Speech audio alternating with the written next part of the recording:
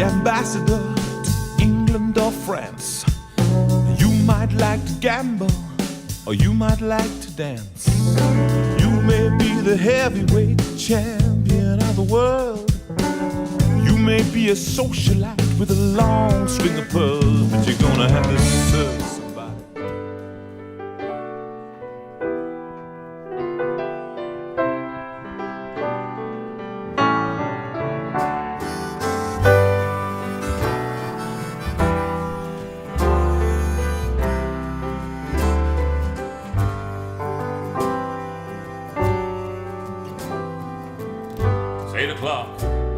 Sunday, regular crowd shuffles in. There's an old man sitting next to me, making love to his tonic and gin.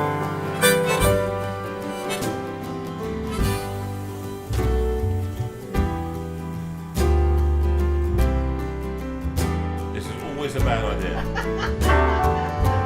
He's quick to the joke. He'll light up your smoke. But there's some place that he'd rather be. La la la, la la la, la la la, la la la, la la. Sing us a song, you're the piano man. Sing us a song tonight, where we're all in the mood for a melody, and you got us feeling alright.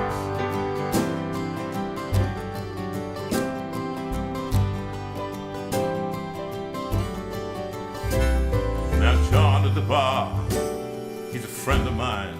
He gets me my drinks for free. He's quick with a joke, why he'll light up his smoke. But there's some place that he'd rather be. He said, John, I believe this is killing me. As the smile ran away from his face. Oh, I know I could be a big movie star if I could get out of this place.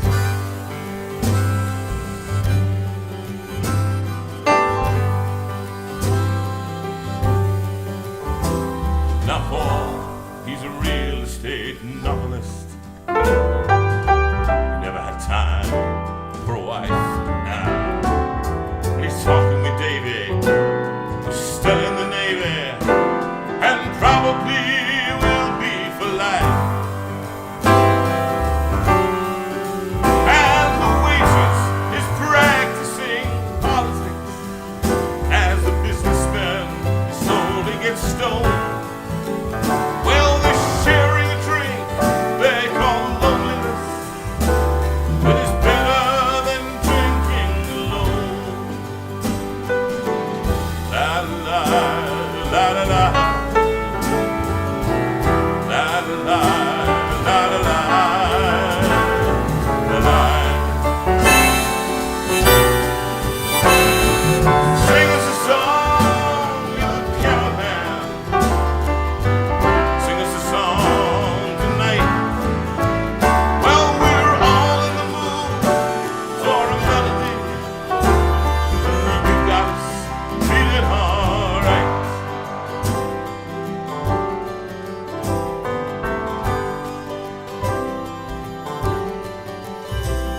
It's a pretty good crowd for a Sunday. And the manager, well, she gives me a smile, quick smile. Quick smile, Back no in. time for chat. No. You feel all right, yeah? I feel good. Yeah, You? good. Yeah. Okay, She bye. knows that it's me. They'd be coming to see, definitely. To the Catapults, a life for a while. Oh, and the piano, it sounds like a carnival, and the microphone, it smells like a beer, and they sit at the bar and put bread in my jar. I say, man, what are you doing here? La la la la la.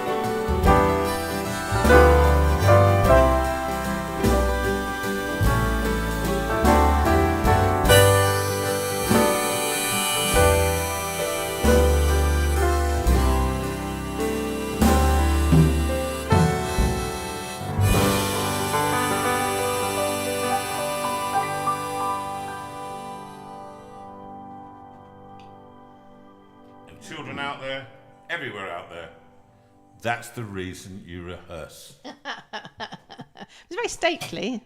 It was very stately. Yeah, it's very it is a stately thing. But the thing is about it is that I suddenly, literally, 3 minutes before, said, "Oh, let's do the backing track because." 3 minutes. 3 minutes. I think it was about 1.5. One and a wasn't half it, minutes. Rachel? And Rachel, bless her, put it on. She fired it off, and that was it.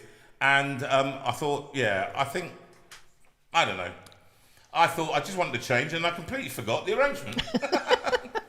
So that's what you got. You got Mistakey Johnny, and you've got, this is a nice evening actually, just nice and relaxed. And we've got an old friend of the show, Jeff Lucas, on at about 9 o'clock tonight. So don't go and check out in the meantime.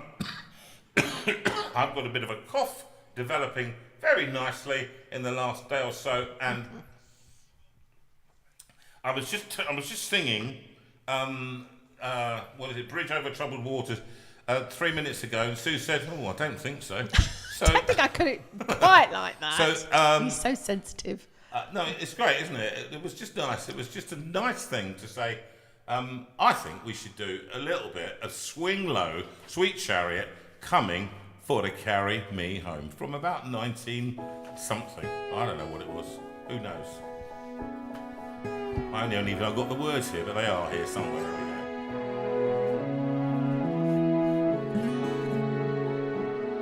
Swing low, sweet chariot, coming for to carry me home. Swing low, sweet chariot, coming for to carry me home.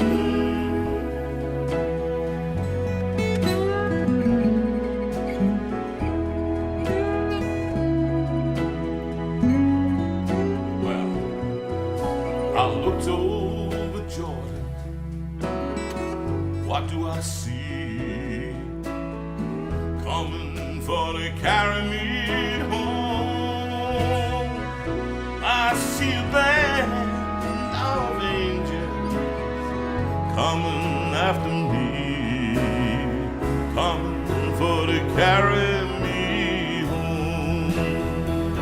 Swing low, sweet chariot.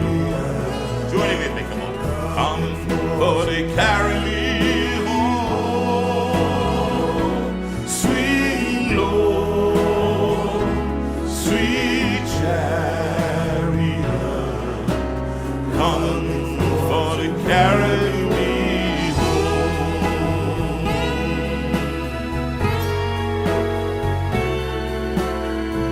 Remember we used to do this on tour with the boys? Oh yeah, the lads. Always telling Nick to play the drums quieter. Seem to remember. Telling a drummer to play quieter? Never going to happen. Here we go. Bum, bum, bum, bum, bum. Well, Well, I've looked over Jordan. What do I see? Coming for to carry me home. I see the band of angels coming after me, coming for to carry me home. Sweet chariot, I'm coming for to carry me home. Sweet Lord, sweet chariot, coming for to carry me home.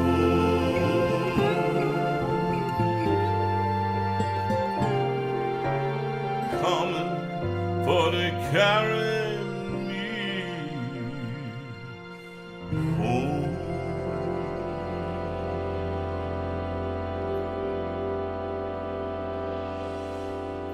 And that's one especially for all my Welsh friends.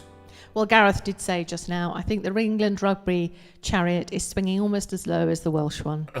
Dismal weekend for us with It's only the about- world champions to come next. It's Sad. not been good, has it? Not Gosh, it's been sad. good. However, that was I love the song. I always kind of find it weird that we've taken these songs now that that were written by slaves, okay, out in the cotton fields, Yeah. having been tortured and beaten, raped and murdered by their owners. And they write these songs, and we have purloined them, and we turned them into Negro spirituals, as we call them, and songs of hope, when they were often sung out of desperation. Yes. Which is Well, that's probably about right for the England rugby fans, isn't it? so. I think you've got to be very careful, okay? But they were always written,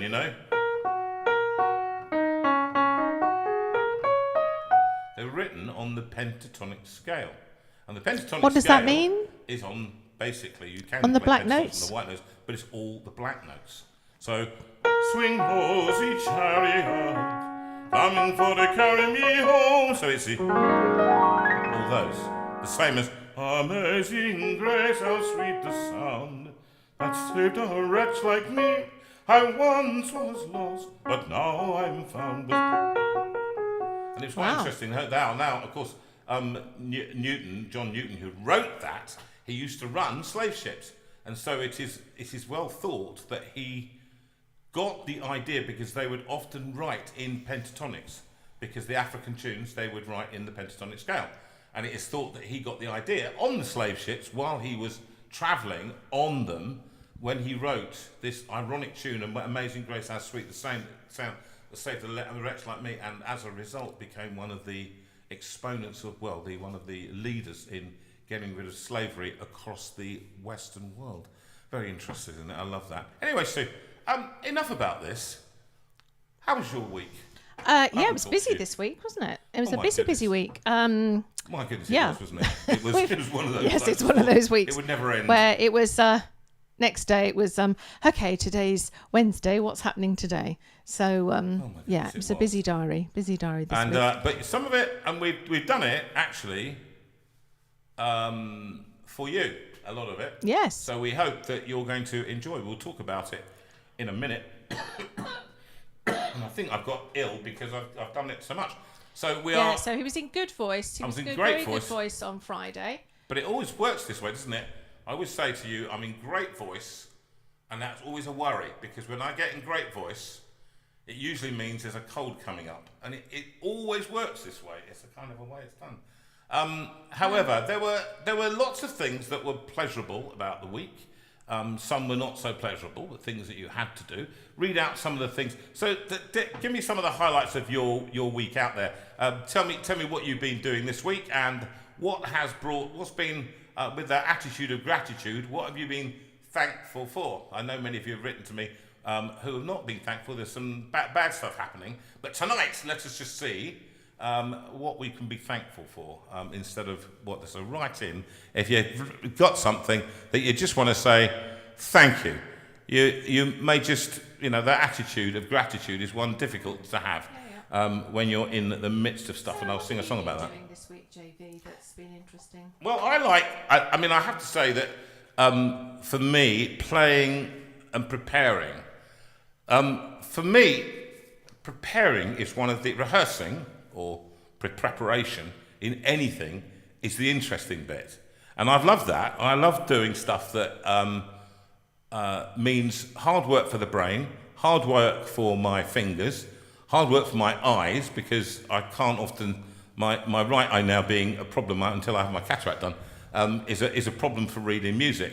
But being at university, that's always great to work with young students, you enjoy that, teaching, don't you? and also preparing for this week coming Wednesday, the away day, the Southern away day. Yes, those of you who are coming. So Sorry you're to coming. those of you who are not. But we're going to do lots of fun stuff and be together. But it needs an awful lot of organising, an awful lot of phone calls and texts, and making sure that everybody knows what they're doing, including us having the right resources and all that kind of stuff. And then rehearsing for a concert that I'm doing in the middle of the afternoon with our own Elaine Hayward, a beautiful singer. And she's been rehearsing for weeks to do this, because the theme, in a way, of this away day is about the community doing what the community does. Each one of us having a thing that we bring to the party. I like to do it that way. The Bible talks about it in terms of a body ministry. If the eye cannot say to the hand, I have no need of you, and all of that stuff. But here, what I try to say is, what do we bring to the party? Not all of us bring the same thing. No. So I tell me if I've told you this before, but I remember being in the vestry of a church. I was doing a big concert in this church, and I was a little bit nervous, and I was sitting down, and I saw in the vestry there was a great big board, and it had about the church picnic, and it was who was bringing what to the church picnic, and they were ticking off. So those who were bringing sausage rolls, the inevitable sausage rolls, and mainly men had signed up for that. I don't know what it is about sausage and sausage rolls that men usually sign up for, or crisps. That's what they do, isn't it? Crisps and sausage rolls. All the interesting stuff comes from, a mixed rice salad. I mean, that's going to be Mildred, isn't it? She's definitely bringing that. Stephanie. Yes, Stephanie. She always brings a and somebody really, really Christian is going to bring a lot of quiche. I'm just going to say that. Quiche is what you eat. That's a Christian food. It definitely is. And I just thought to myself how odd it would be if everybody brought the same thing. Because we don't. We bring different stuff to the party. And that is what I like about a week like this, preparing. And then we did recordings, and recordings that we're going to talk about in a very short time. In the meantime, I've just been singing and trying to do... They're involving myself in what I might call simple pleasures. How about that? That was a nice cue. Unfortunately, she hasn't got it quite ready. She hasn't got it ready. Just So getting it that ready was like now. a Radio 2. I've kicked it off. How much more do you want, Rachel? And simple pleasures. It's at that moment. Okay, here we go. Simple pleasures. Song by Bryn, our friend Bryn Howarth. I'll get this right.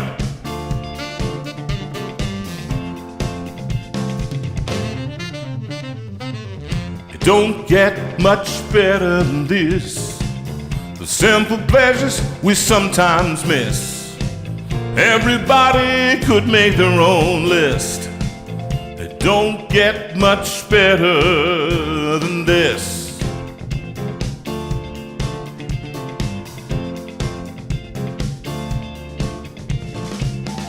I remember when I was younger, nothing ever seemed to satisfy. Now I'm older, I'm much wiser. All the years have opened up my eyes. Started out strong, then I lost my way. I took a wrong turn in the road. When I look back on the lessons I've learned, there's only one thing I know. It don't get much better than this. The simple pleasures we sometimes miss. To love and be loved is the greatest thing. Don't get much better than this. Boom, boom, boom. You get weary on your journey. Life's troubles seem to drag you down. Complications, frustrations make you feel that it's a waste of time. I believe we're just a passing through. I'm never gonna be here again. You've gotta make the most of every day and live your life while you can.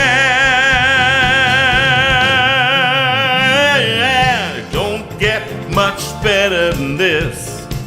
The simple pleasures we sometimes miss. The comfort of a friend when you're feeling down. It don't get much better than this. Don't get much better than this. A good old amp and a nice guitar. It don't get much better than this. Play it, Ben.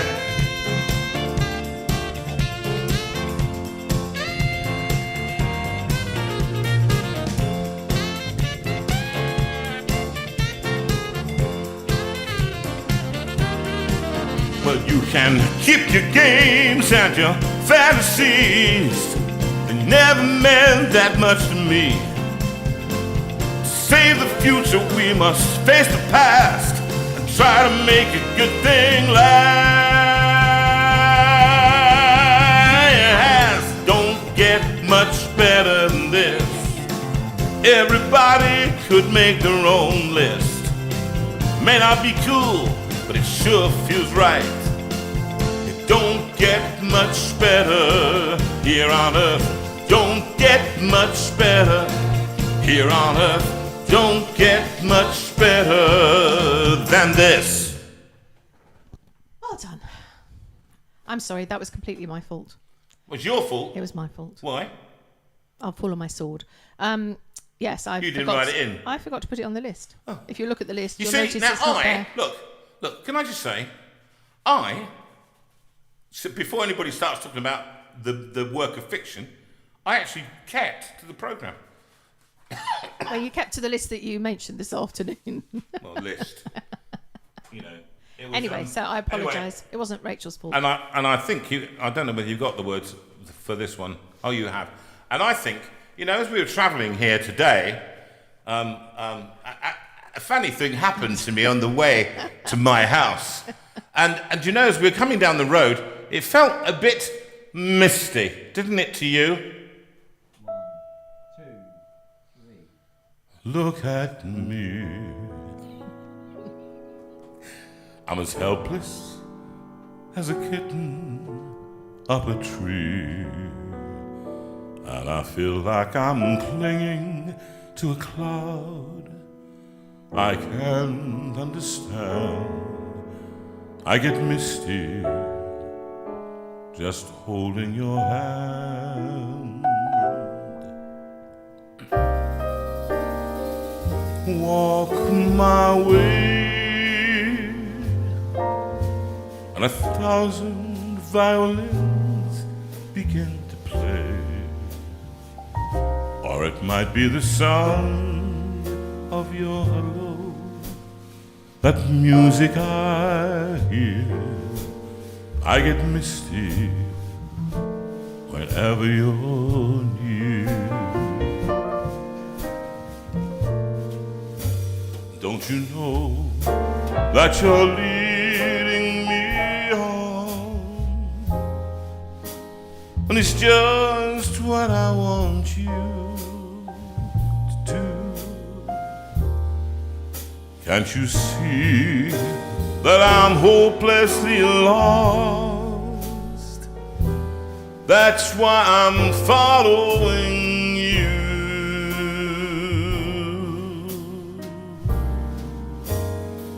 On my own, and I wander through this wonderland alone, never knowing my right foot from my left, my hat from my glove. I'm too misty and too much in love.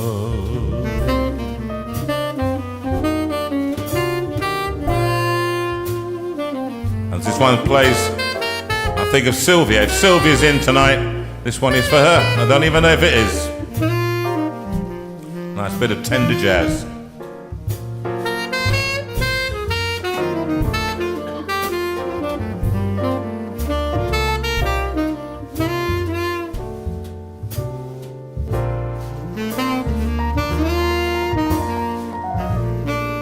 Don't you know that you're leading me on? But it's just what I want you to do. Don't you notice how hopelessly I'm lost? That's why I'm following you.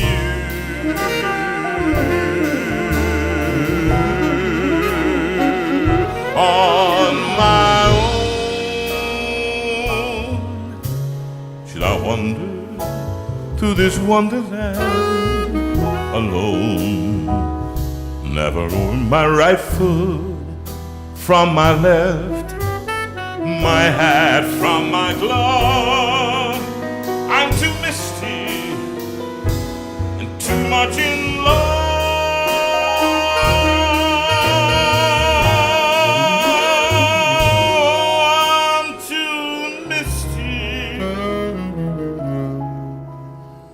I'm too misty. I'm too misty and too much in love.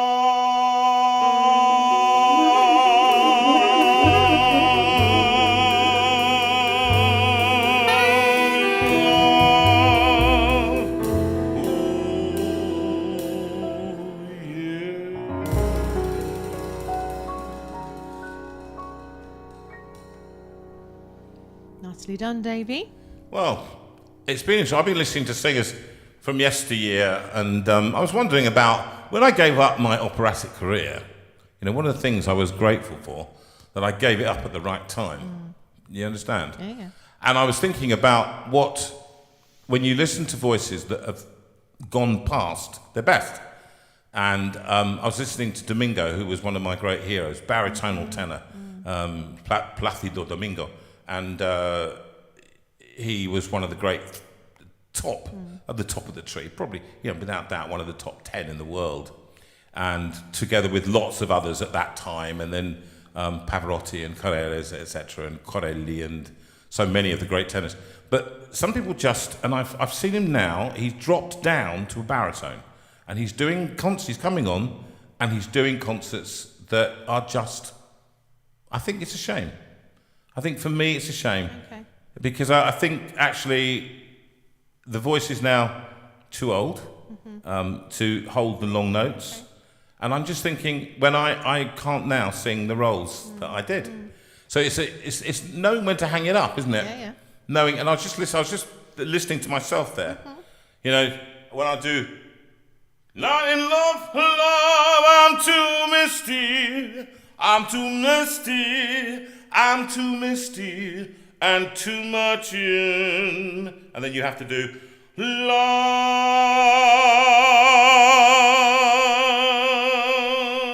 and try and decrescendo. So it's get quiet, in other words, and you think, ooh, is somebody going to tell me? Are people going to be nice, or are you going to be the one who says, well, like you did today, like you said, don't sing Bridge Over Troubled Waters. Like a bridge over troubled waters, I will lay me down. What a fantastic performance, Wonderful. Don't you agree, Sue? I just needed to say that I needed you to save yourself, because you've had a busy week this week. Lots of singing, and you've got a busy week coming. And where are we going, by the way? What should we do? Some notices. Get these notices, because that'd be a good idea to get some notices, and then we'll talk about other things, and we'll sing a bit more, and then we'll have our dear boy come in. Okay, 'Cause my it's half an hour. darlings, let's have a look at what we've got coming up. Where many are of we? you will know that on the 23rd we are at Pewsey doing the first of 3 Christmas shows, and looking forward to that, seeing a number of you there. Then on the 30th we're up in Sunderland. On the Sunday morning, it's not the 30th, can I just say, it's December the 1st. On the Sunday morning, we are up at New Springs City Church in Sunderland doing a carol, Jonathan doing his Christmas thing, but in the morning. Then on December the 6th, we've got our lovely Christmas evening at St Mary's Church in Bentley, and I know a few of them are quite keen to join us there, which is lovely. January, at the end of January, we're going to be in Shrewsbury. In February, we're going to be in Burdham, which is down near Chichester.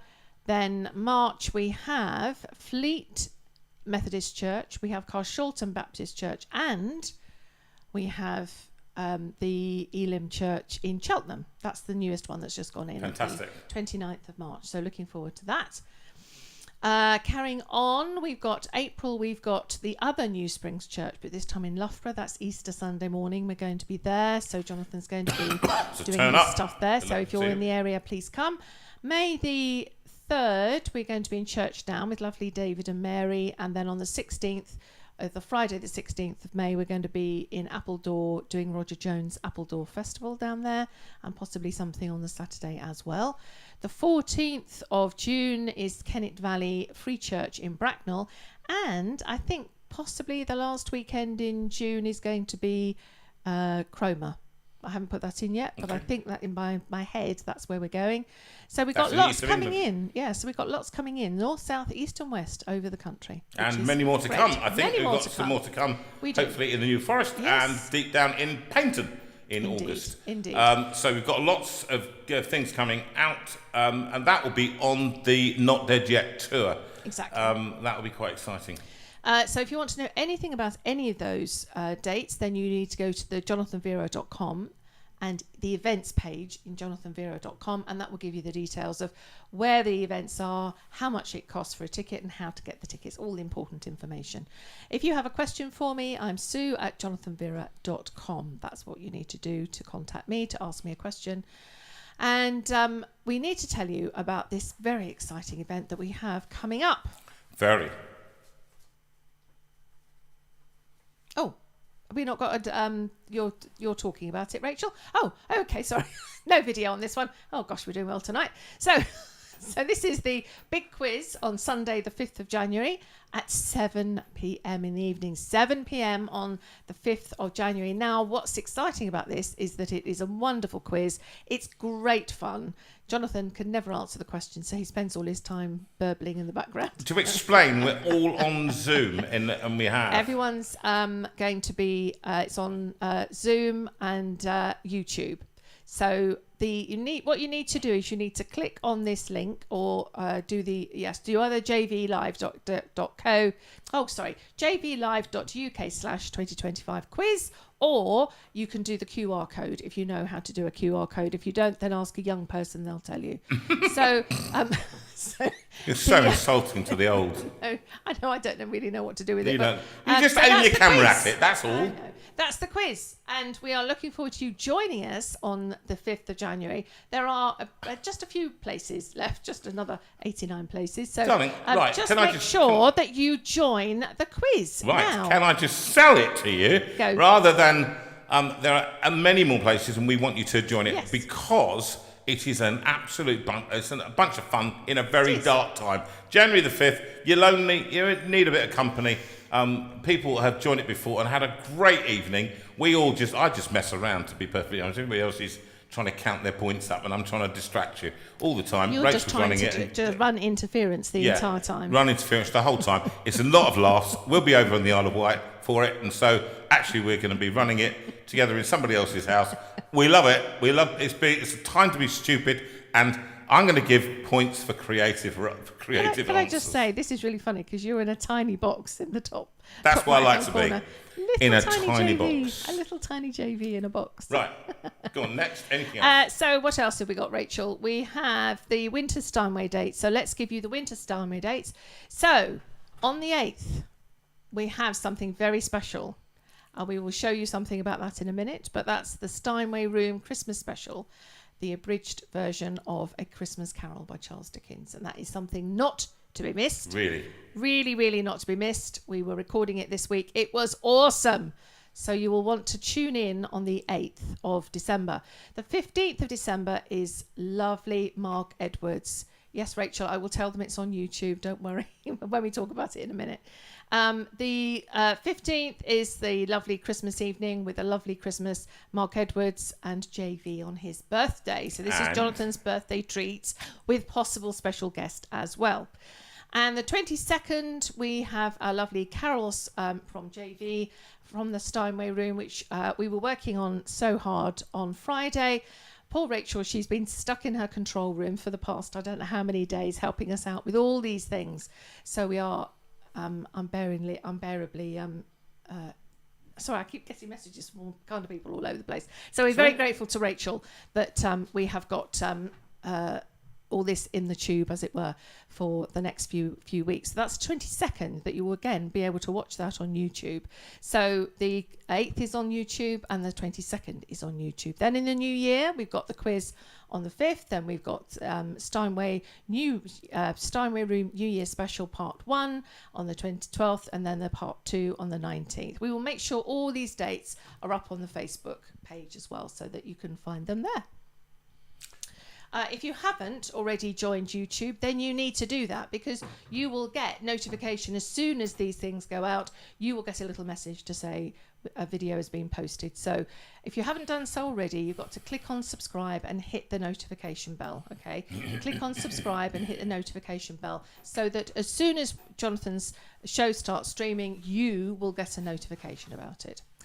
Okay. So I think we need to go back to Jonathan, Rachel. Can we just talk now? Come back to me, and let's remember to talk about the You've Got a Friend Trust. Yes, it's there for you. And not forgetting, we need to talk about Wednesday, please, everybody. So those that are coming on Wednesday the 20th, to bring your instruments if you want to play early in the morning, and or you want to do something at the end of the day on the open mic night. We've got a great program for you for the day. Beautiful food, a lovely program from beginning to end. So a lovely concert in the middle of it by us, and at the end it will all be you lot. We'll start it and probably sing a few items, but essentially it's going to be about you. Bring what you like, a poem, a joke, a song. We don't mind what you do. A solo, anything but a recorder solo. No, I didn't. Three Blind Mice is out. London's Burning is also out. And so I just want you to really look forward to coming and enjoying being with people over, for some of you, for 2 days. We'll be coming on the 1 day. I'm afraid we're busy on that. I'm working on the Tuesday and the Thursday. So we've got to be moving on after the Wednesday, but we're going to have a very busy day that day. So You've Got a Friend. We're going to be talking about that then. But if you've got a need, we answered a few needs this week for people who needed help financially, and we don't want you to be embarrassed. Just ask. What's the worst that can happen? The worst is that we say, the best is that we say is, yes, we can help you. And if you're in need of a little bit of an arm round, you want something that's gone wrong in the house, you know somebody for whom that is the case, and you can't help them, and you want help, we can help you with that. Okay? If you'd like to give, then you can give, and that just supports people. No, not a penny of it goes to anybody but the people who are helped, not to the trustees. None of that. They don't get a penny, literally not a penny for postage or anything. They all do it.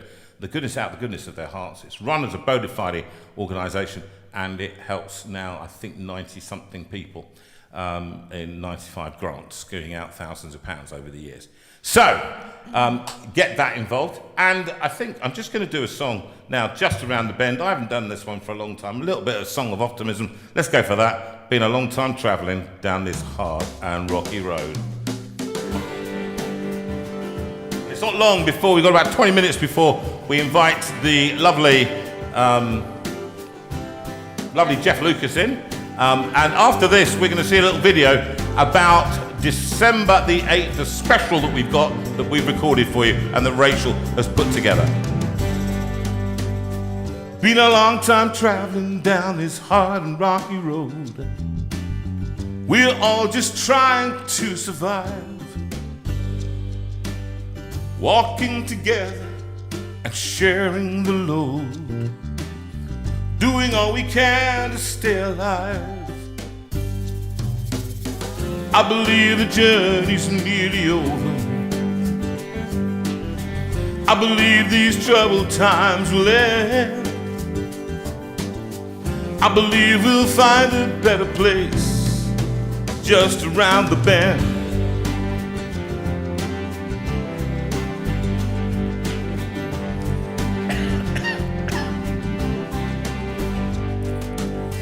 We may be weary, sometimes we just don't know how we can keep on keeping on. Take one day at a time and trust that history will show. When we're united, we are strong. I believe the journey's nearly over. I believe these troubled times will end. I believe we'll find a better place just around the bend. So take care of each other, for we all need a love that rubs, a love that mends. Even when the darkness is as far as we can see, the sun will shine again somewhere just around the bend.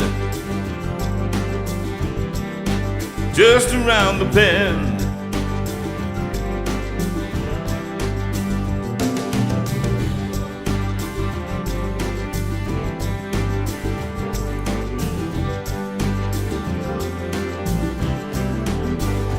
So take care of each other, for we all need a hope that heals, a love that mends.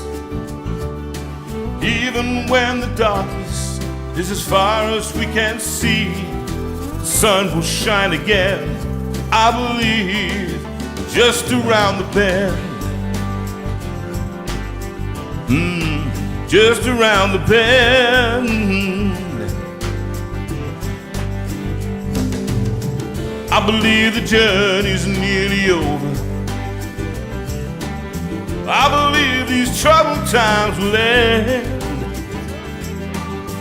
I believe we'll find a better place just around the bend. Oh, yes. I believe we'll find a better place just around the bend. Just around the bend, yeah.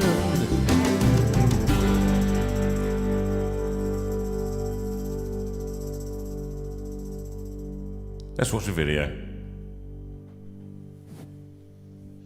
So I'm here with Richard Everett today, and well, tonight actually we've been just recording this beautiful version, this abridged version of the Christmas Carol by none other than Charles Dickens. How did you get into this first? How did you first come into Well, funnily enough, the first person who asked me to do it was my dear brother, who's sadly not with us anymore, but he did it he asked me to do it as a charity evening. He did a little dinner and asked me if I would do it. And then I said, well, it's awfully long and it's a big job to kind of abridge it. And then a little bit of research discovered that Dickens himself toured it. Because he was as much an actor as he was a writer. And he did an abridged version of A Christmas Carol. And I found the original text that he used. And thought, well, and I timed it, and I thought, well, that's actually makes quite a nice evening.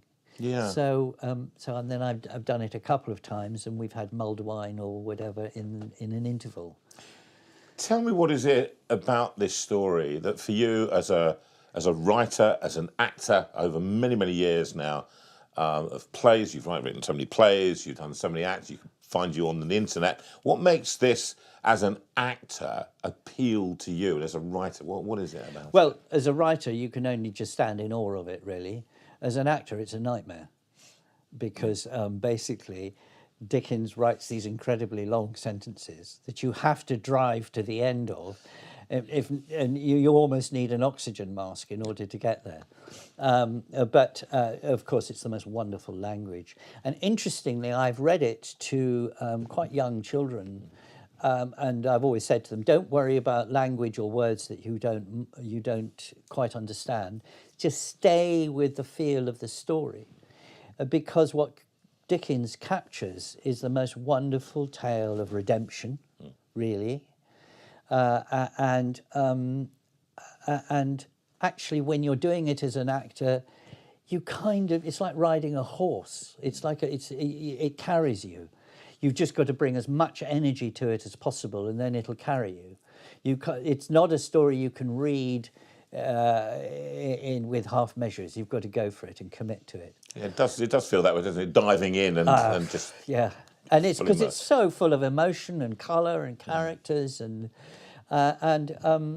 it's a beautiful story.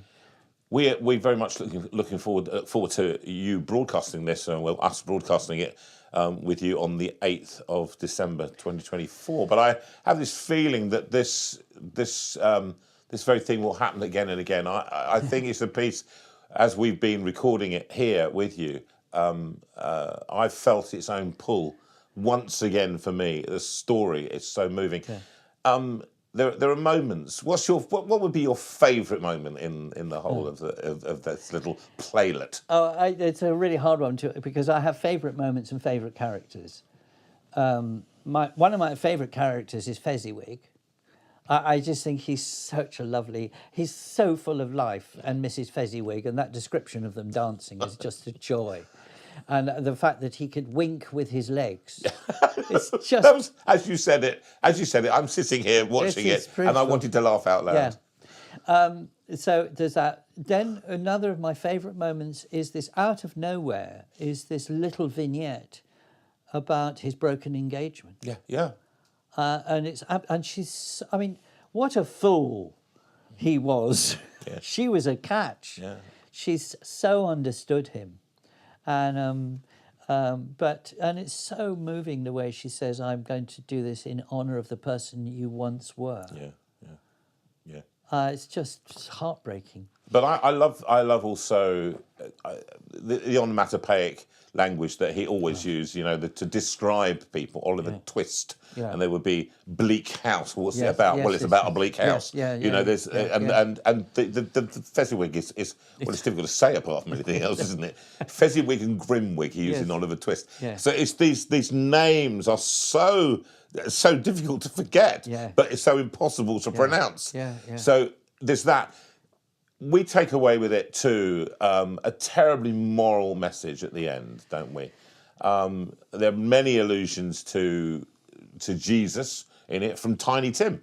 Yeah. That message of hope. Yeah. The child stood in the middle. All those kind of things that you think.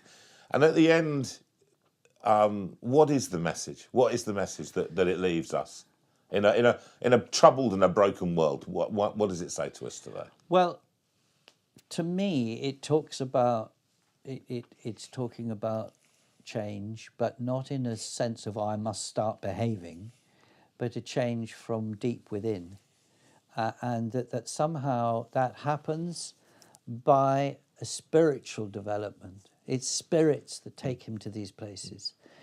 No matter how hard we try, no matter how disciplined we are, we need help. And it's a tale of extremes. You've got on the one hand somebody who's utterly obnoxious and selfish and greedy, becomes the picture of generosity and care, and he becomes a father to, so, and that kind of radical change. Second father, he becomes a second father to. Yeah. That's very beautiful, gulping moment, isn't it? You're trying to hold back the tears. Yeah. But also the joy that he gets out of the change. Yeah. I mean, it is interesting whether, you to use this or not, but actually the original translation of repentance is change, metanoia. change is a very powerful thing. It doesn't mean getting a grip on yourself. It means allowing yourself to be changed, which is what happens to him. And I think that is the central thing, is that's where the hope comes from. It isn't that we're suddenly nasty people made good. It's that we're changed people. We can become more like our maker. And as Tiny Tim, God bless us all. That's as good a place to end it. Richard Everett, playwright, actor, friend. Thank you so much for coming in and doing this with us. Well, thank you for inviting me. It's been fun, and it's a privilege always to do this. Thank you. Oh, that was fun. That was lovely. That was awesome, an awesome evening. All that matters. And this is for Pauline Barry. Pauline, your birthday is tomorrow. You are 80 tomorrow. Happy birthday, my dear. Happy birthday. Enjoy this one.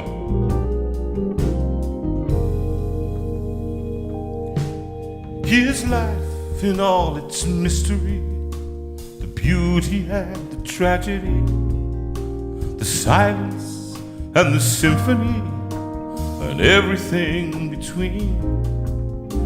And deep inside the heart of man, the need to know and understand. Are we a part of some great plan, or just a passing dream?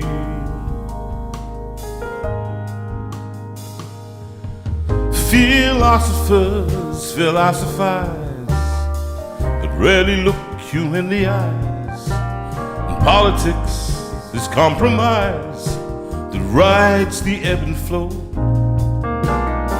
Money talks and fashion screams to fill the space inside your dreams. If you want something to believe, I'll tell you what I know.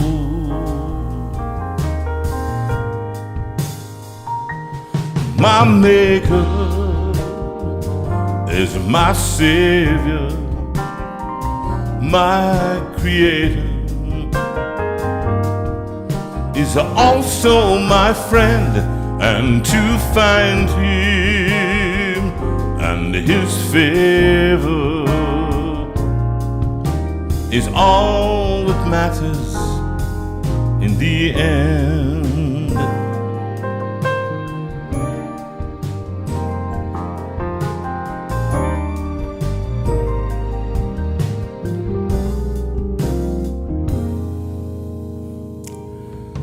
The spirit of the age decrees we may not speak in certainties, but that's what Jesus is to me, the bedrock of my soul. A savior who can really save, a power stronger than the grave, the greatest gift I'll ever have, the deepest joy I know.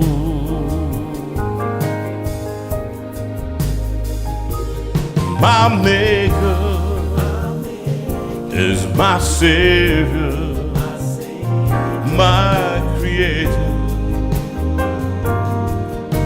is also my friend, and to find him and his favor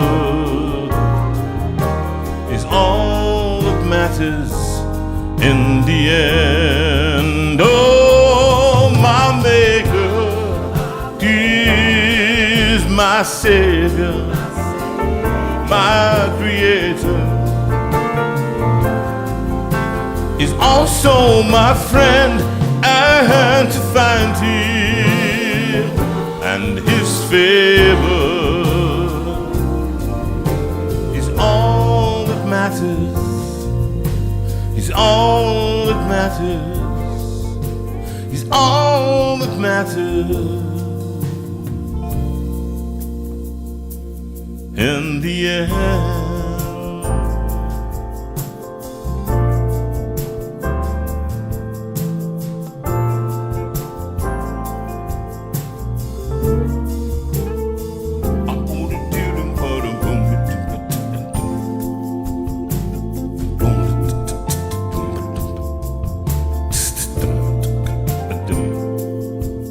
Bum bum bee bee boo doo doo. Always like playing this little. Thank you, Mark Edwards. That new arrangement of All That Matters. Fantastic. Great to have it. With my boys singing the backing track, the backing vocals. That's lovely. And happy 80th birthday to you. That's what I got to say. Just one thing, which is, tonight as we, just before Jeff comes in with us, and I heard this song, and Sue suggested this one. And it's an old Randall song, way back in America, from Gaither. He wrote this song quite a long time ago. And I know how much of a fan Jeff Lucas is of his songs. And so, because of that, Jeff, I'm going to play this one for you. And this, for all of you, for whom life is not, or rarely on the mountain, but it's usually somewhere down, deep in the valley. And life is easy when you're up on the mountain. You got peace of mind like you've never known. Things change when you're down in the valley. Don't lose faith, for you're never alone. For the God on the mountain is still in the valley. When things go wrong, He'll make them right. And the God of the good times is still God in bad times. The God of the day is still God in the night. You talk of faith when you're up on the mountain, but talk, well, that comes easy when life's at its best. But now it's down in the valleys of trials and temptations. That's where your faith, that's where your faith is really put to the test. For the God of the mountain is still God in the valley. When things go wrong, He'll make them right. For the God of the good times is still God in bad times. The God of the day is still God in the night. Oh, life is easy when you're up on the mountain, when you got peace of mind like you've never known. But things change when you're down in the valley. Don't lose faith, for you're never alone. For the God of the mountain is still God in the valley. When things go wrong, well, He'll make them right.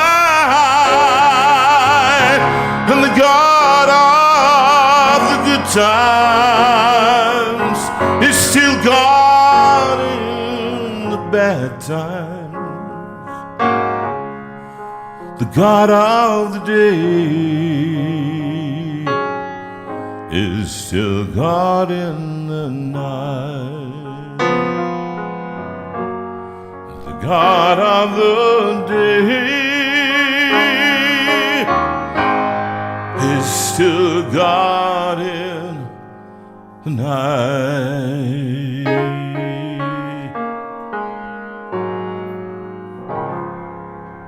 And there you are in Colorado Springs. A little bit of country for you there. How are you, mate? Hope you're well. I'm doing well. Can you hear me all right? I certainly can, mate. How are you? Well, you're doing well. You've got a lot of stuff on your plate at the moment, haven't you, Jeffrey? Well, not only that, but my phone has been ringing off the hook for the last half hour from my fellow members of the World Federation of Recorder Appreciators who are like massively offended that recorders are not going to be included in your magnificent show. I mean, I've been three blind mice.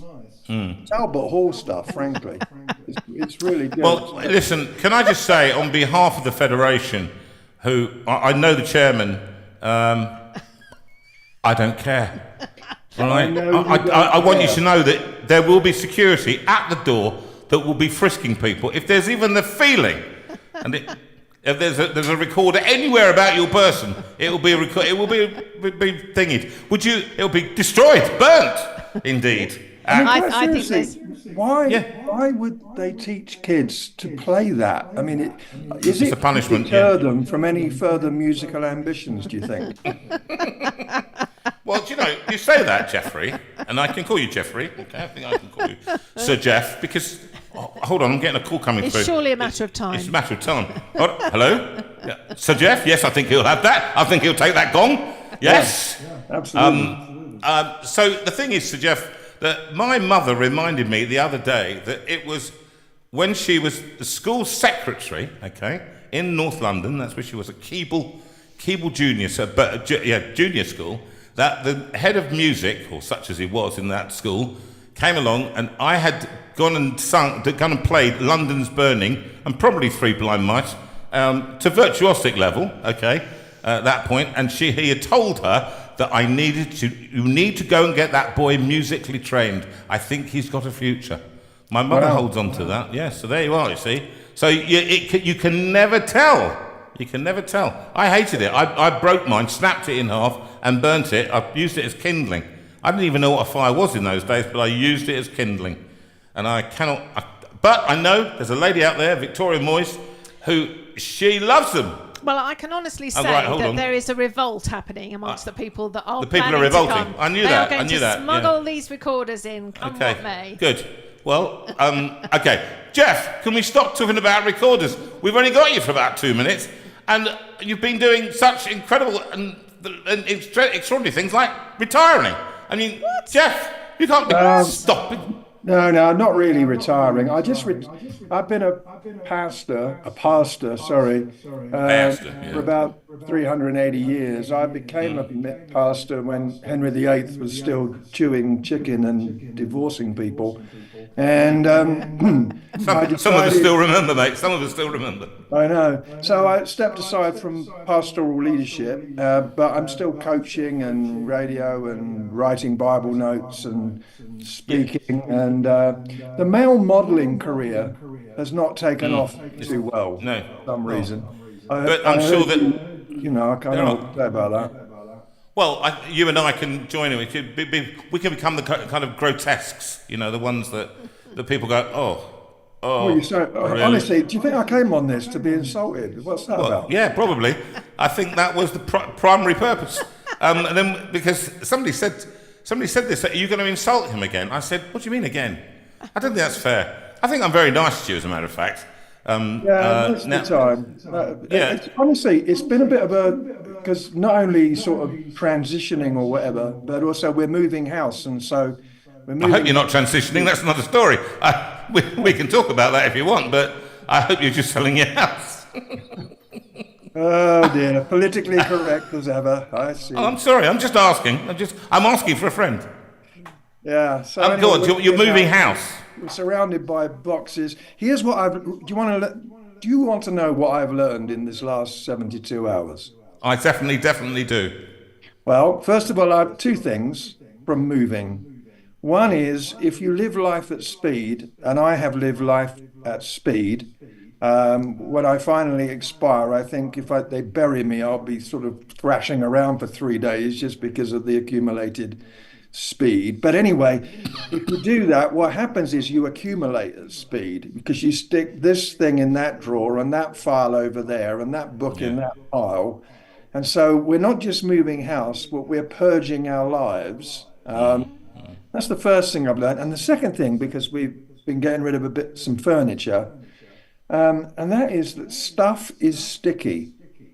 So like we had this lovely kitchen table and we sold it yesterday and they were taking it out and I felt like I needed to do like a breaking up speech, I wanted to say, look, table, it's not you, it's me. You know what I mean? Something like that. And then after it had gone, I felt a deep sadness in my soul. I'm like, I'm never going to see that table again. I felt quite attached to it, which is all really quite weird. But stuff gathers quickly when you live quick, and it's sticky. It's difficult to get rid of it. There endeth the lesson from my moving escapades. I think actually that I think it's a very deep lesson. I bet you probably weren't here at the time. Ewan on PM on 5 PM on Radio 4. I was coming home from teaching at university one day, and I was in not too philosophical a mood. I'd had a really heavy day with the students, and it had been a lot of teaching. And he had a little article. He asked me about 15 minutes. He gave 15 minutes to it, and he said, "I just want you to listen to this." And a woman came on, and she spoke, Jeff, and she said, "I just want everybody to hear this. My mother died, and then my father died." She said they had a 4-bedroomed house, and they spent their life accumulating. And everything meant something to them. Every piece of furniture, every picture, every little ornament, every objet d'art, everything had a story attached, and they got rid of nothing. When they died, everything that they owned, I called people round, nobody wanted anything. Nobody wanted it. Nothing was of value. It all went, she said, into 2 skips. The only thing that was left of their lives was in a brown envelope. Their birth certificates, their wedding certificates, their death certificates, and some photographs that we took over the years. She said, basically, I say to people, just be aware. Don't waste your lives accumulating stuff that you don't need, because at the end, the only thing that matters is the stuff that you leave, which is emotional and spiritual, that's left. And I thought, is this Radio 4? I can't quite get hold of this. And I kept all the way home, 15 minutes on a news programme. And I thought, we're in the same position. We went up into the loft and we got rid of stuff to put some lagging down in our loft. And they got rid of the whole of our lives for the last 7 years. Cots, things that we thought the children would use. The toys they first had, the first this, the first that, all our stuff from university. And they mean something, but in the end we said to the kids, do you want this? They said, no, we don't want it. No, we don't want anything. No, that's fine. Just throw it in it all went into the car, into the skip. That was it. That was the end. Yeah. I mean, and actually we've thrown out some lampshades that were surely created by demonized people who wanted to just ruin the aesthetics of people's homes, and we held on to them thinking one day they're going to come in useful. They were never going to come in useful, apart from maybe knocking a burglar over their head with it or something. It just was completely useless. By the way, can I just say, you just used the phrase object d'art, and I've always wondered all the way through my life whether it was object d'art or object d'art, so it was. Did you pronounce objet d'art? Object d'art. Well, objet, and then it's D apostrophe O-R. So you have of art, the objects of art, effectively. And I think that not many of us have them. Your Sorry. sophistication level is definitely going up. Yeah. I'm reading more and more. I haven't read yours, but I'm reading sophisticated books. So you're being rude again. No. I'm sorry. Look, I want to find out because you see, the thing is that you're not just moving. You're because you've got two homes. You had a home there for how many years was it there? We were 18 years in this house, and we're still going to keep a house in America because of coaching stuff and speaking and different things. So we're downsizing to another house 20 miles away, and so yeah, and then we've got an apartment in the UK because of ministry stuff in the UK and family and all of that. So What's going to be your split? What do you feel? You're going to live more in the UK, or going to give more in America? Depends what the government does. Am I allowed to say that? Because it feels a little bit, it feels a little bit turbulent back there right now.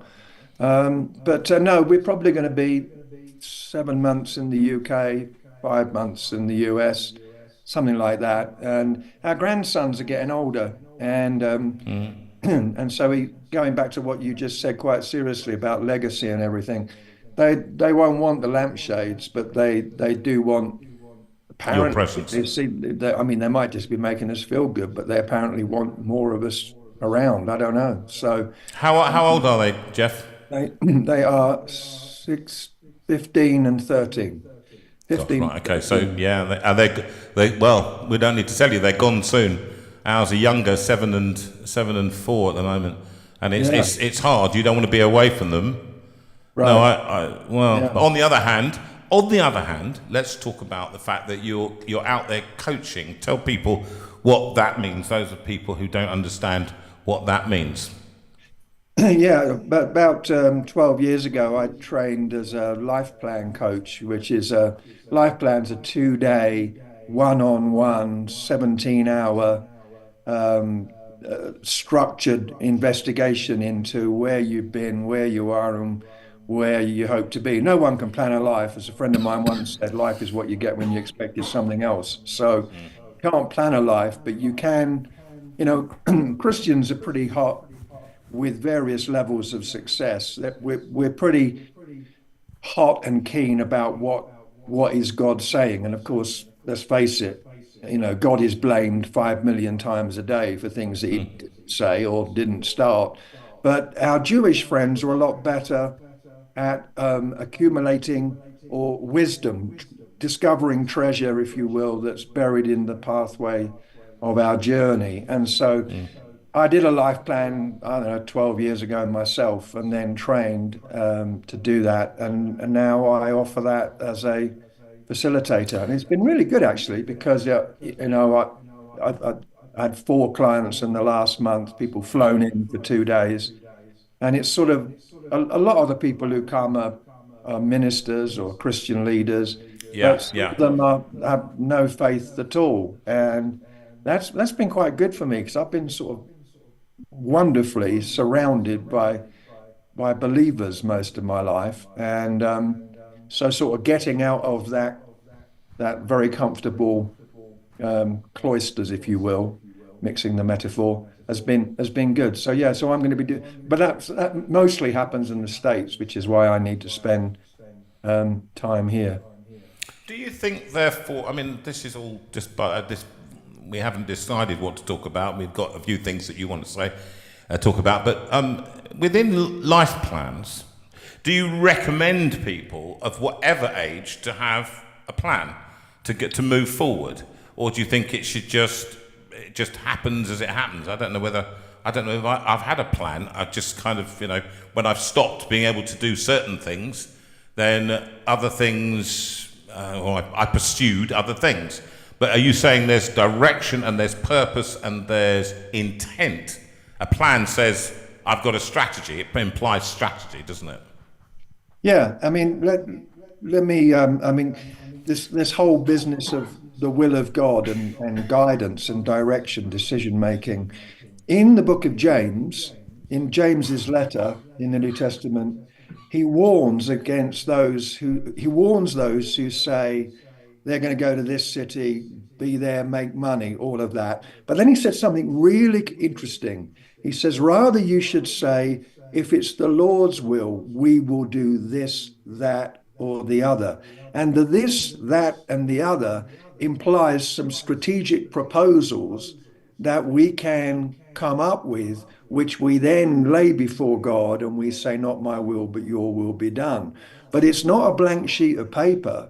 Rather, it is strategic, prayerful, reflective thinking that we say, yeah, this is where, according to my talents and giftings and the way I'm wired and my life purpose, this is the direction I should be broadly going in. But it's not just having a blank sheet of paper. And so absolutely, I do feel that a lot of folks, for example, when it comes to retirement, you say, well, what are you going to do? Well, I don't know. I'm going to be with my grandkids and I'm going to watch daytime TV with the grandkids. Great. Watching daytime TV is a recipe for insanity. So basically, beyond just making some financial goals, surely we should be saying, how can I be most effective? How can I live my life to the fullest, even with the changing seasons and chapters, for God's pleasure and glory? And so I get really excited when the coaching thing is really hard work. But I had a client, I'm not breaking any confidences here because it could be one over any one of the billions of people in the world. But I had a client recently who on the second day, we put up I kind of look at everything overnight and put up a statement of his talents. And he stood up. He was a pastor of a large church here in the US, and he took his shoes off. And he said, look, I'm not normally given to this kind of stuff, but I'm taking my shoes off because this is holy ground. Because for the first time in however long, I see myself and what God has made me to be. And now I want to maximize that. So it's a real privilege, actually, to be able to help do this. I see, and that's a very interesting thing, because we're on the tour at the moment. We started it early this autumn. Well, actually, just about as your mother passed away, didn't she say? And it was called Not Dead Yet. And we've decided to call it that. Somebody came up to me, those of you who are sick and tired of hearing this, I'll tell you, somebody came up to me some time ago, and they said, shook me by the hand, and back in my day of fame in the opera world and commercial world, they said, didn't you used to be Jonathan Veira? And I said, steady on, mate, I'm not dead yet. And I thought, it's resounded, it's really resonated with people as we've gone around the country, where it started out with me not being dead yet, with the kidneys and everything else happening, and the stories ringing in my ears, Steve, of course, and so many other people who we know who are getting ill, and his decision to embrace joy and to say, I'm going to live while I live. And so when I get out in front of people, I say I'm not dead yet, but nor are you. By the end of it, which the challenge is going out, and people are coming in and saying, they're writing to us and saying, I've changed, I've done something. I realised that I was just sitting, waiting in God's waiting room, for the end. I've taken my pension, and I am sitting watching daytime television. And I use Sue as an example, who's started now a career as a celebrant, a funeral celebrant, and has buried in this last year 160 bodies, and many of them didn't even want to be buried. But that's beside the point. So it's this thing about helping people to see that when we hit 60 and 70, our life is not over. It's not time to just sit there and prune the roses. Sorry, Sue wants to say something. No, I just wanted to come back because Jeff, obviously you're finding the coaching hugely valuable, and you are really appreciating that connection with people. And is this something that you are enjoying being able to do more of now that you are not a pastor of a church? Yeah, absolutely. So lovely to hear your voice. Yeah, totally. That is the case. In that, I mean, my first love is preaching and teaching. I love that experience. But here's what happens when you get up and you preach a sermon, which is an enormous privilege. Don't get me wrong. But what you're doing is you walk up there with a bucket of seed and you throw the seed out and you just lob it everywhere. And you then have to, you're investing in the invisible. You have to trust God that what you've done and said will be effective and useful. With coaching, there is an immediacy. If I help the guy that came last week with 400 employees, if I help him to get Yeah. clarity, then I'm helping those 400 people. Yeah, absolutely. And then and it keeps fanning out more and Yeah. more.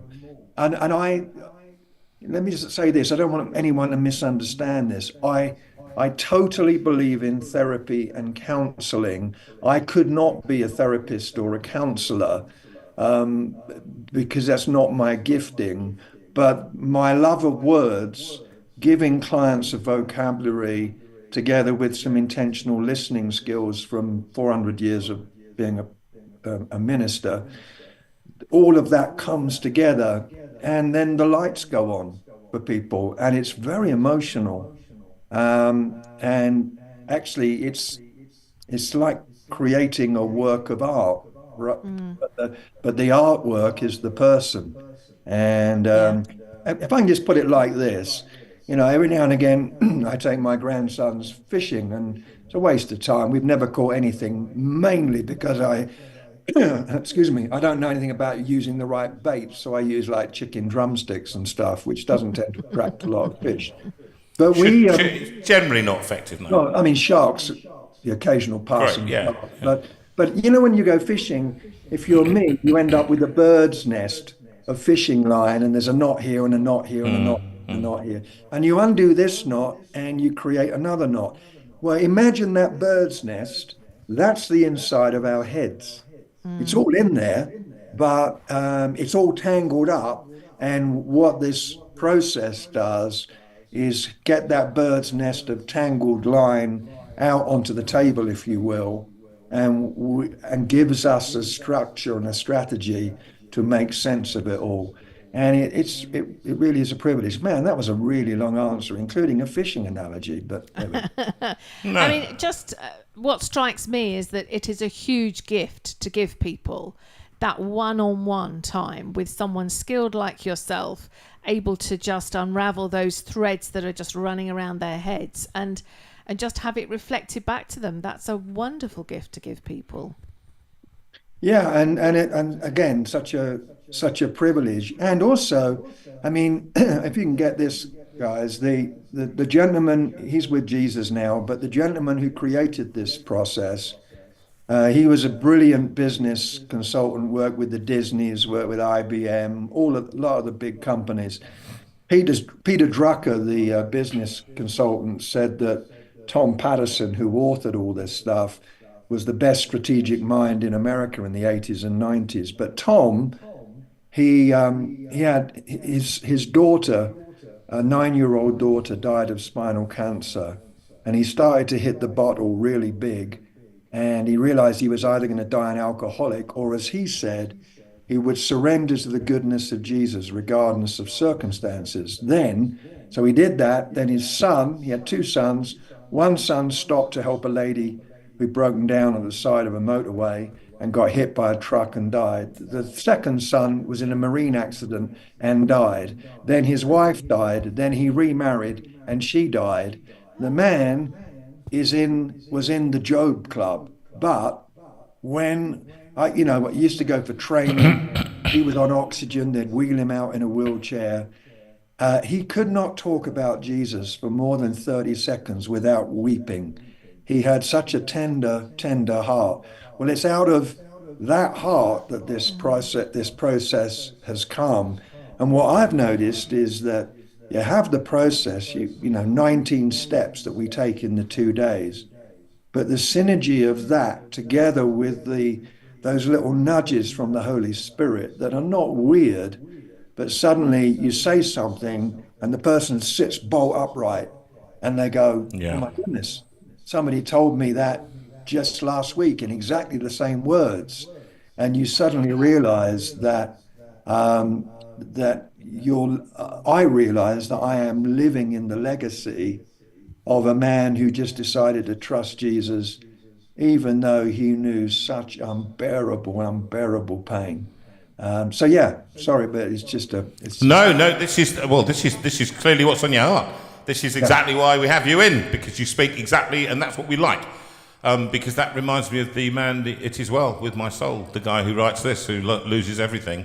And so though Satan, though I've lost everything, it is well with my soul. Which is pretty, I mean, I always read that story and thought, really? But what do you really think? What is you've lost everything, and then what have you got left? I haven't been at that point. But talking of that, of loss, I say your talk on Steve's funeral was quite remarkable, and I can't talk about it much without getting emotional. It was remarkable. For a man who decided to, as he said, embrace joy and just until the end, that week, that very day that he went into hospital, we were supposed to be going for fish and chips down at his favourite place. And Becca wrote to me and said, look, he's not feeling good today. Do you mind if we put a rain check on it? And then the next thing, within the week, he'd gone. Where are you with all of that? It felt like your heart was broken, and because you and he were very close, a lot closer than I've only got to know him in the last 6 or 7 years. I knew obviously about him, but we'd never worked together, and then suddenly we did, and he makes you feel that you've been his mate for 54 years, and whether it's 3 minutes or not, that's who he was. How are you doing with that? Not well. I mean, I'm really glad the Bible says that we grieve, but not as those without hope. I've heard Christians tell those who grieve that they shouldn't, because we're all going to get together with Jesus one day, which is complete tosh. Not that we're going to not be with Jesus one day. The tosh bit is that we shouldn't grieve. We grieve because of loss. And Steve was such a remarkable character. And when people die, everyone's a hero when they die. You go to a funeral and sometimes you hear statements and you think, I barely recognize that person. But everything that was good, that was said about Steve at his celebration of life event was absolutely true. And just a few weeks before, I retired in July, and my wife Kay, she knew about this. Steve and Becca and 2 other friends flew out to Colorado. Here is this guy with a terminal diagnosis. I know. I couldn't flies believe he to was going out there. Colorado for 4 days, and I'm out walking, and I come back into the house, and here's Steve hiding behind a wall in our house, and he jumps out, and there's Becca and Andrew and Sharon, and then they're with us over the weekend, which made an incredible statement to the folks here in Colorado about this is friendship. And then they fly back, they get back to Heathrow the next morning, and within hours they get a phone call from their doctor, who said there is nothing more we can do. His terminal diagnosis is now a definite. So I miss him terribly. I can barely see a photo of him without crying, and I can't think of too many people who've made such an impact on me.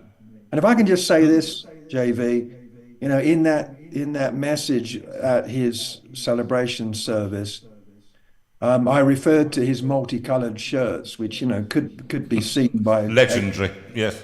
aliens in Jupiter were wearing sunglasses when Steve was out. But then I discovered this beautiful passage in Ephesians that talks about God's wisdom being made manifest to the principalities and powers.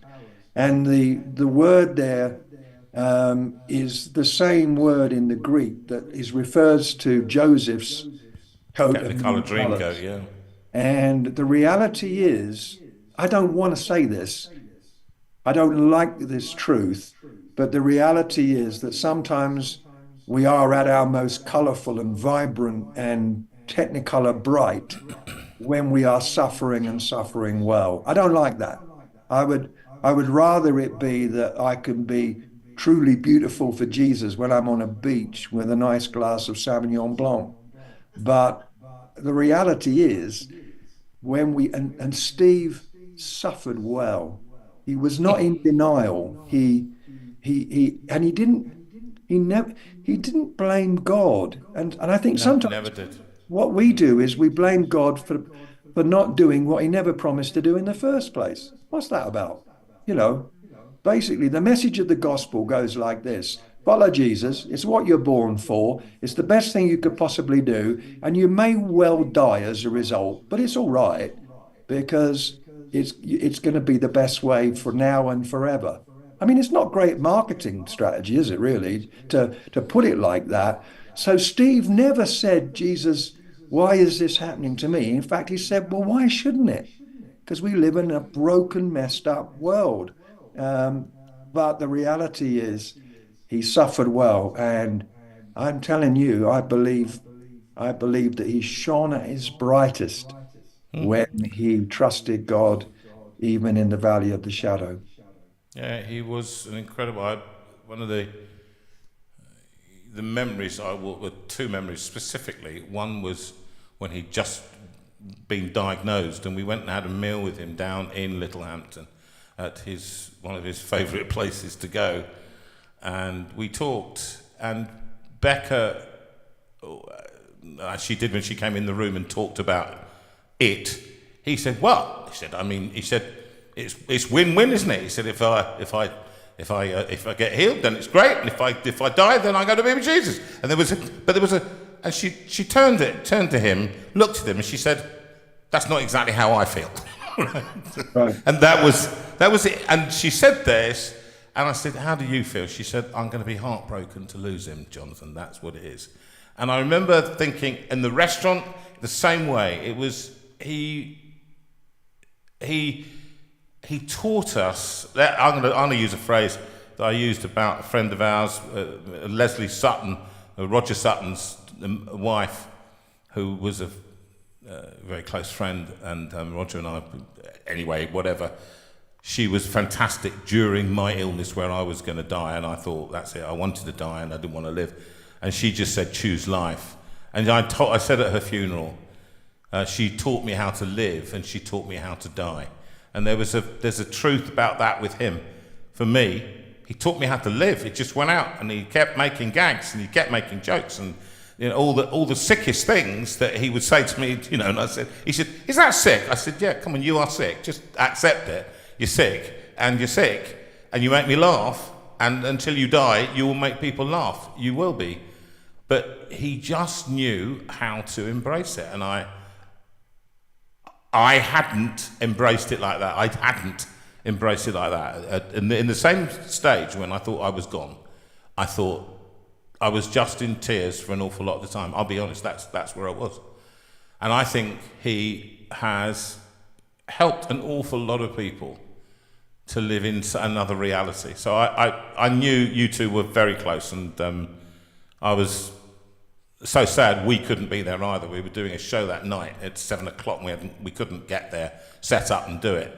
And my health wasn't good that day either, as it happened. And so being there was not going to be anything we could do. And it was sad. But we watched it, and I was just so moved by what you had said, and so many people who just said that he made everybody feel special. That's one. I noticed it with everybody. People that were not they weren't very, very close to him, but he made them feel as though they were. Yeah, And, a few months ago, a bunch of us went to France for a few days. Some lovely person decided to donate 2 houses that Steve could gather some folks in, and we went over. Kay and I were there for 5 days, and Steve was a creature of habit. So we'd get up in the morning, and then we'd go for mid-morning coffee at the same place every day. yes. And by the end of the first coffee session, the owner of the cafe was Steve's best friend.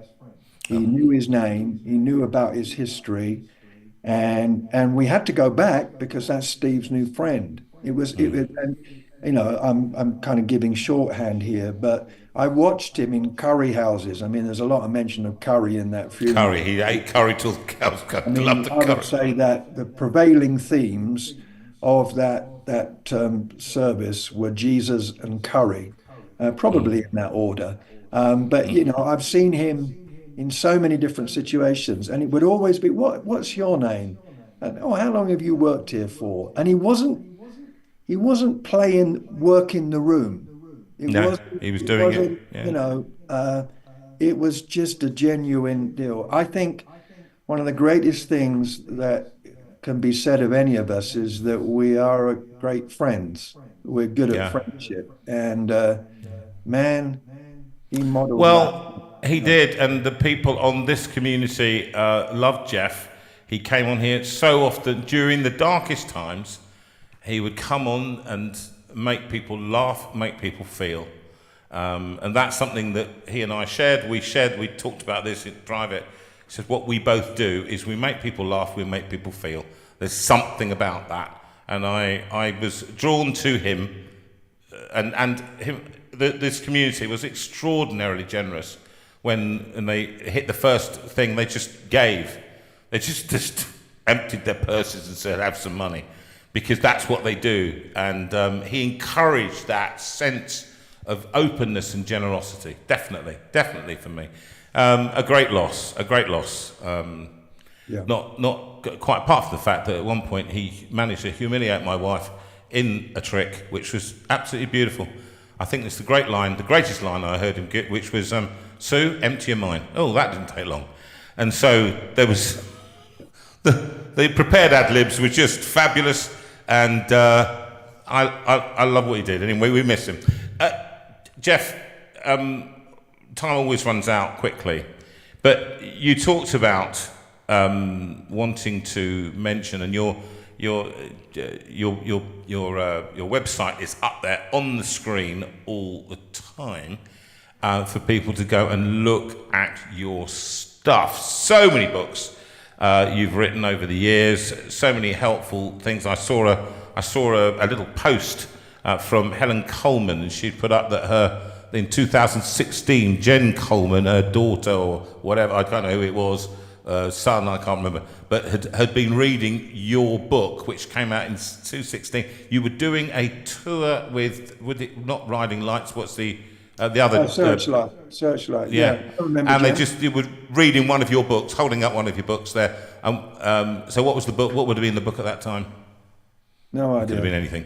Any idea? Anyway, just absorbing. So how grateful they were for you coming in. What have you got going on for people that people can find help with Bible reading notes and things like that? And what's the purpose of Bible reading notes for those who don't involve themselves in those things? I think all of this goes back to some of the things we've just been talking about, because particularly just navigating life, but when life is at its most difficult, we need to know what we think and feel and believe, and what the foundation is for our lives. And if that's going to be the case, we've really got to understand the truth of Scripture.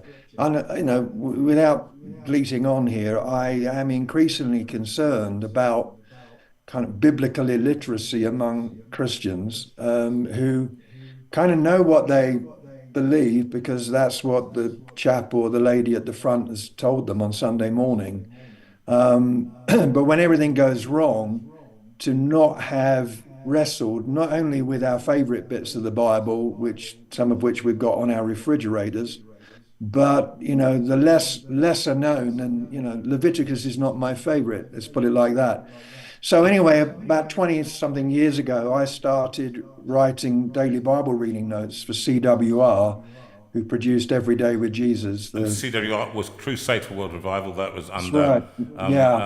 And So When Jesus Ministry, Every Day with Jesus. And then a few years ago, there was a change in leadership, and they basically stopped doing Bible notes. And I was gonna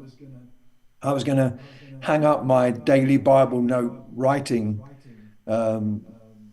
aspect of what I did. And actually, it was Steve Legg who said, "Well, why are you doing that? There's quite a few thousand people who seem to like these, and why don't we create something and publish them and continue?" So Steve, isn't it? So Steve. Yeah, Steve. exactly. I mean, Steve is a great entrepreneur and always ready to try something new.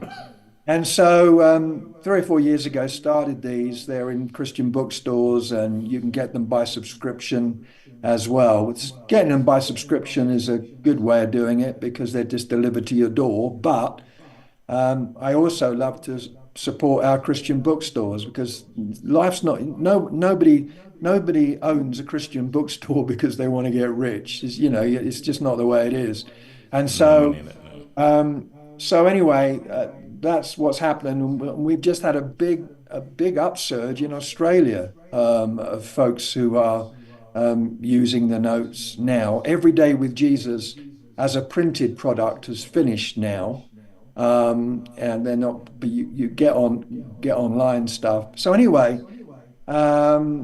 you can go on my website and get details of that. And once a quarter, you'll be sent, or you can get the Bible notes. But they've also got, QR codes with an introductory video from me, going deeper sections. They're Bible notes, but they've got a bit of a higher tech side to them, where there are online articles and occasional videos. And also I'm wanting to develop them further and develop small group materials as well based around them. So anyway, that's what it's about. jefflucas.org is the place to get them. But the only thing I want to say is that obviously I'd love it if people were able to use these and benefit from them. We send them free to quite a lot of folks in prisons where chaplains or prisoners specifically request them. But also, sounds a bit counterintuitive, this, but I also say daily Bible reading notes are a great way to start, but don't stop there. Don't rely on your 10 minutes with me every day, but dig deeper into Scripture, because when it all goes wrong, or when it all goes right and the sun is shining on our backs, we need to know who we are and whose we are. And I'm hearing a lot of people these days talking about the universe. The universe is doing this. Yeah. It's interesting, that, isn't it? And if that's their first step into spirituality, it's a good place to start. It's a terrible place to finish. Because the universe doesn't make any demands. It doesn't offer us any direction or commands. It's just this nebulous idea. If we're going to be followers of Jesus, then we need to know what he has to say through his word. So that's why. Well, one question about it, a practical question. People go online. What do you charge a quarter for the notes? Well, it's the annual subscription. I think we kept the price the same for the last 3 years. I think it's either £24 or £28 for the whole year. For the whole year, goodness. Right. Yeah, and that's incredible value. Everything. So, it's I think it's reasonably priced for what it is. Actually, since we started, printing costs have doubled, paper costs have doubled, but we've tried to keep the prices as. But from what I understand, there are no actual. You don't send out. It's No, we do. You do send paper notes. I'm so sorry. I misunderstood I have a copy that. Right here. There it is. That's great. There's the paper copy. But you can also get it digitally online as well if you don't want the paper copy. A lot of Okay. folks like these because they want something to tuck into their Tangible. Bible, Yeah. cup of tea in the I mean, morning. listen, I can heartily recommend this. Sue used them for years and years and years and years and years, and so many people knew Every Day with Jesus and CWR before it decided, for their own reasons, that it was to come to an end. And I think it was interesting because Bible reading notes, if ever they were needed, they're needed now. Just before you go, as you leave the UK, as you used to leave the States for a while and coming back here, you come back to what is quite a turbulent time in so many ways.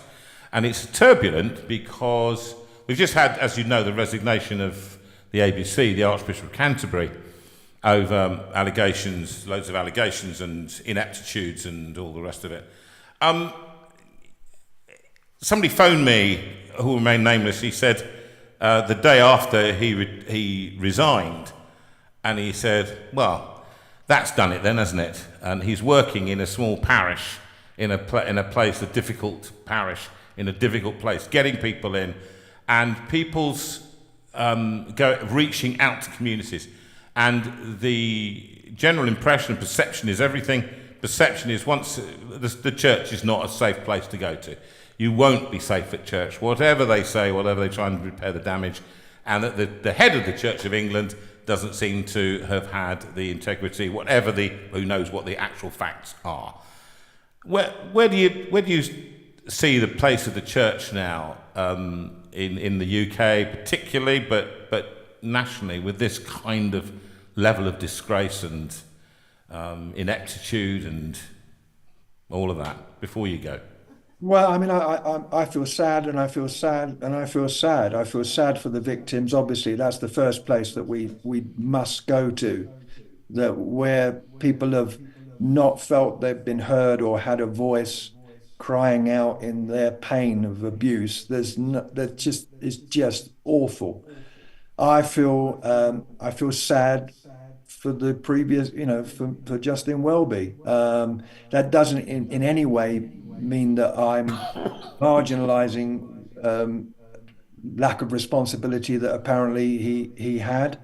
I've not followed closely the inside story, but obviously I'm a Christian leader, and Christian leaders need to be held to account like everybody else, and so that's really important. I don't know where it's going to go. It seems like this affects our friends who are part of the Anglican community a lot more than everybody else, although obviously the Archbishop of Canterbury are a key figurehead in national events like weddings and coronations, and when he speaks, it impacts more widely than the Anglican Communion. I have no sense of celebration about his demise any more than I have celebration about the loss of a Christian leader because of bad moral decisions or whatever. Anytime we jump up and down and celebrate because somebody has not been able to continue, I think that's a bit tragic. I want to say again, that doesn't mean that I don't fully believe that he needed to be accountable and take responsibility for what's happened, just in case anybody should misunderstand that. As to the way forward, I think the Church of England needs to look at itself, at what it's doing and the way it's presenting itself. But I think that's true of the church broadly. It's true of the church of which I'm a part here. Timberline Church here, we grew from 180 people to an orbit of around 10,000 in a relatively small city of 150,000 people. We are not that now. It's still a big church. But the danger is, Jonathan, that we can live on yesterday's stories and we can live on the successes of the past. So I think our message needs to be the same, which is that Jesus is the answer. He is the only way. He is the right way. And we're a bunch of messed up, broken people endeavoring to keep in step with him and limping our way along and doing the best we can. But I want to bookend those comments by saying once again, primarily our heart has to be for the victims and for justice to be done. And there are other episodes and instances that have reverberated in the British Church in the last year, and we don't need to go into them here. No. Where once again, safeguarding was not a high priority, and that is devastating. Yes, it is. And I think actually those of us who are involved in ministry, we look on and we can only... I think despair is an easy place to go. And I just think actually that we see where we're going. Take me to... one of my favourite songs at the moment is Take Me to the Alley. Take me to the lonely ones who somehow lost their way. Let them hear me say, I am your friend. Just read it out to you, which is, what's his name, Sue, the singer? Gregory Porter. Well, they gild their houses in preparation for the king, and they line their sidewalks with every kind of shiny thing.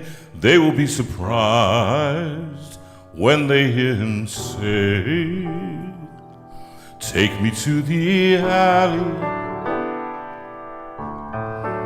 take me to the afflicted ones,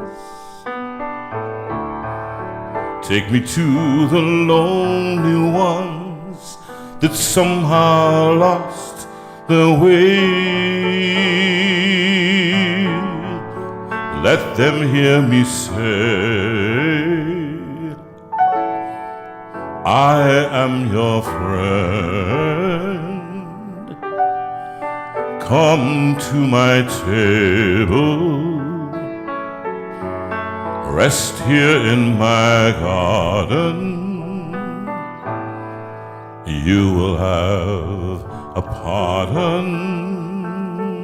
I think that's all you're left with, that actually I can't fight. I said to Sue today, I can't fight the national picture. I can't fight the Church of England. I can't fight their procedures.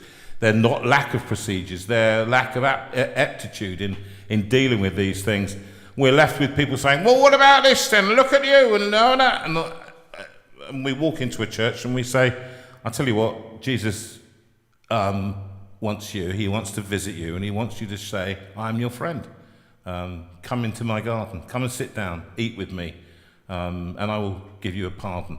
I think that's all I'm left with in the end, because the internal politics of each individual organisation or the church in general, we can't fight. I find we always find, Jeff, your wisdom is fantastic. It's great to have a priest, a pastor who's been working for so long and seen so much, and therefore the accumulated wisdom. It's not a simplistic. There's not simplistic answers, and yet you always show humility and grace in the face of that. And our people on this community have found you to be nothing but helpful, but also hopeful, full of hope. And you helped. I don't know whether you ever knew this. You helped so much during those early years of COVID, when we were going out to 37,000 people around the world, and you just came in and offered words that were transformative. So we thank you for what you brought us in the past. Thank you for your words today about Steve and about life and about coaching and aims and directions. So any final words today? No, just thank you for your time, Jeff. I'm aware that life is busy for you at the moment, but you've given us your time tonight, and that's in Colorado. That's very kind of you to do so. So thank you from the bottom of our hearts. Why don't you just pray a pastor's prayer for us as we go, and then I'll sing a song. And we'll all go home. Well, I'll stay at home, and you'll stay at home. In fact, we'll all stay at home. We're all going to stay. Nobody's going anywhere. Father, thank you Pray for us. your great goodness and your kindness in our lives. Your loving kindness surrounds us. Sometimes we feel that, sometimes we have no clue, but we stand on the foundation of your promises to us. You are good. Thank you for this community. And as we've been thinking about dear Steve Legg tonight, we pray for Becca and their family, that you will strengthen and bless them. And look, for every member of this community who will be navigating life through different seasons, including JV and Sue, in the challenges and health challenges that they've had, and loss and grief as well. In every situation, Lord, may we find your strength, be faithful to you, and find that you are faithful to us. We thank you for your goodness and love. We do worship you and praise you. In Jesus' name, amen. Amen. Thank you, Jeff. Thank God you, bless Jeff. you. Thank you. Thank And you. have a Go safely safe with day. all Go- those boxes. Go and do your thing. It's whatever time it is in the afternoon there, 3 o'clock in the afternoon, 4 o'clock. No, I don't know what it is now.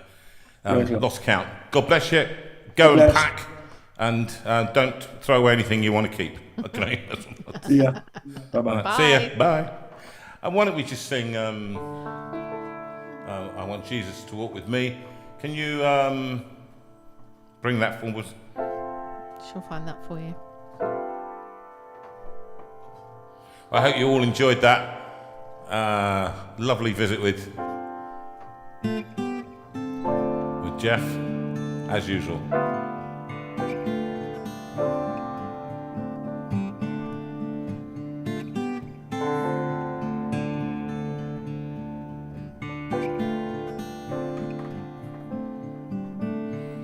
Oh, I want Jesus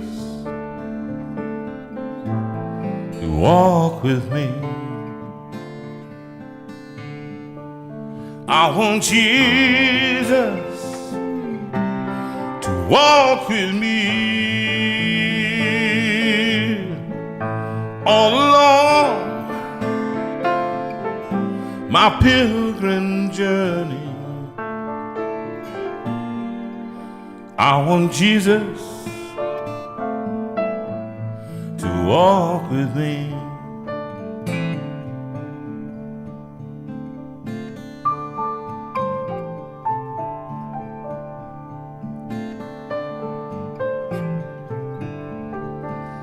In my trial, walk with me. In my trial,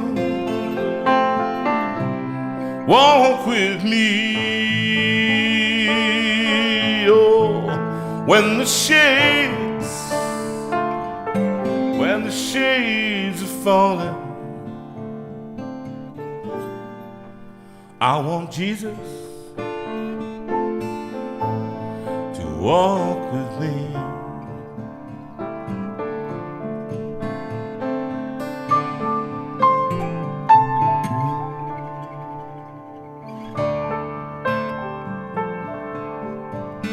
In my sorrows, walk with me. In my sorrows, oh Lord, walk with me. When my heart is aching, I want Jesus to walk with me.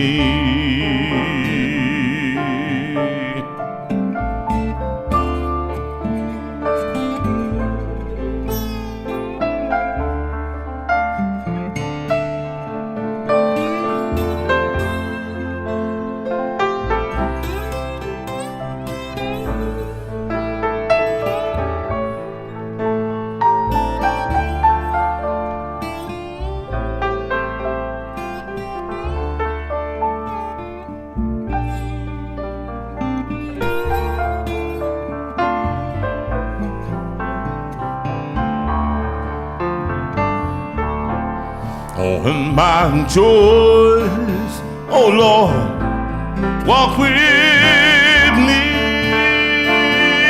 Oh, in my joys, walk with me. Oh, when my life is filled with laughter,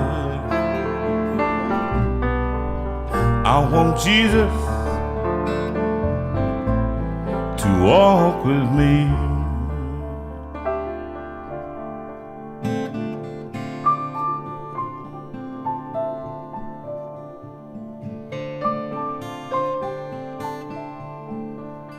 In my trials, walk with me. In my sorrows, walk with me. In my sorrows, walk with me. In my joys, walk with me. I want Jesus to walk with me. I want Jesus to walk with me. Walk with me. Walk with me. Walk with me. Walk with me.